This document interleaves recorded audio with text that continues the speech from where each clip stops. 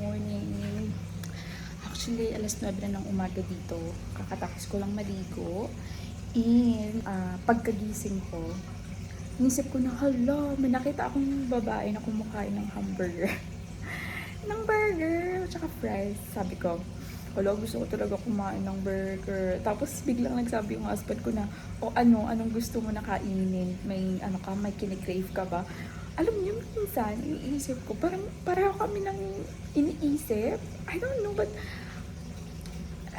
know, pero parang minsan yan ang iniisip ko. Like, for example, may iniisip ako na something, tapos maybe after an hour or maybe 30 minutes, iniisip ko. Sometimes I'm so grateful at some point na same kami na iniisip. Kasi I don't have to talk, I don't have to tell him. Siya na mismo nag-open up ng subject. So I have also to, share my thoughts, and at the same time, sabihin ko din na, okay, kung gusto ko din ba, or ay, mga ganun. Kaya, I'm so happy and grateful for him. Alam niyo, may gusto akong food sa Hardee's. Yung nila, yung wrap, ano tawag nga dun? Parang patty wrap nila.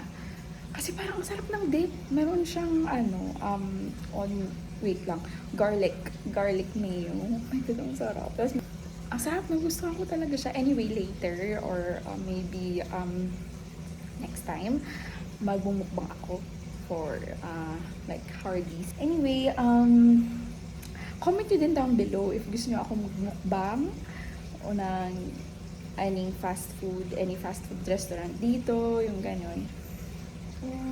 So yun nga, nagluluto ako ng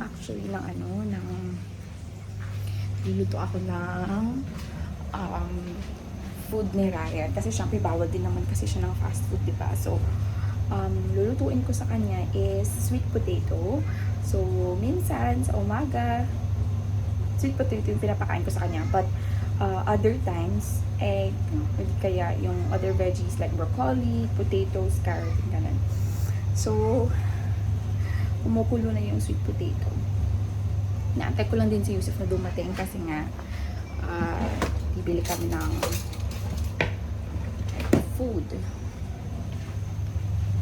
Magastos din, guys, no? Actually, totoo lang, magastos din, kaya na palagi, hindi naman kami actually palagi bumibili sa sa fast food. Minsan lang, like twice in a month, yung ganon. Iba pa din kasi yung home cook na meal, home cook na food, iba pa din. Tsaka alam mo na, clean yung ganon. Tsaka nakakataba din yung fast food. Anyway, so yan na. Luto na ako ng sweet potato. Natawag na ako ng baby ko sa loob. Anyway, so that's it. Yun lang talaga yung morning ko, and yeah. So, actually, hindi siya nagbili ng burger. Ako lang nagbili ng burger. Ito yung kanyang food. Oh, wow. What's this? It's eggplant, right? Wow. Yummy! What's this? How about this? Chickpeas, guys. Oh my God, see? Alam nyo ba, ang oily lang tingnan, pero sobrang sarap nito. Tsaka the top is what? Peanuts? Nuts? Almonds. Almonds. Wow. Sarap. So, hindi pa ako nakapagsuklay. Excited kumain. O, diba? Then, ito yung food na isa. How about that?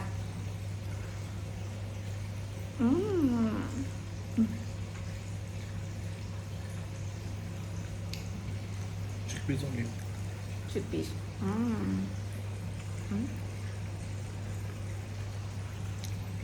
Tsaka may kasama na siyang pickles. Masarap yun.